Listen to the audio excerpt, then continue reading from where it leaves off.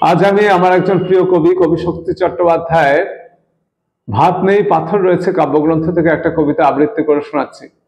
কবিতাটির নাম গাছের নিচে। কাব্যগ্রন্থটির প্রথম প্রকাশ 1779 খ্রিস্টাব্দ। কবিতাটি আবৃত্তি করে শোনাচ্ছি। গাছের নিচে দাঁড়িয়ে আছে গাছের মতন, ফুল ফুটেছে সেই মানুষের বুকের ধারে। পাতার শাখায় হারিয়ে গেছে মুখটি তাহার, গাছের কাছে পারলে হারে। গাছের নিচে দাঁড়িয়ে আছে গাছের মতন, ফুল ফুটেছে সেই মানুষের বুকের ধারে।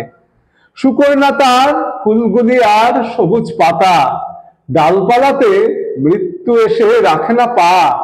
শিকড়গুলি কাকর মাটি জড়িয়ে ধরে, প্রেমের দুটো হাতের মাঝে মুখের গড়ন। গাছের নিচে দাঁড়িয়ে আছে গাছের মতন, ফুল ফুটেছে সেই মানুষের বুকের ধারে। পাতার শাখায় হারিয়ে গেছে মুখটি তাহার, গাছের কাছে পারলে হারে।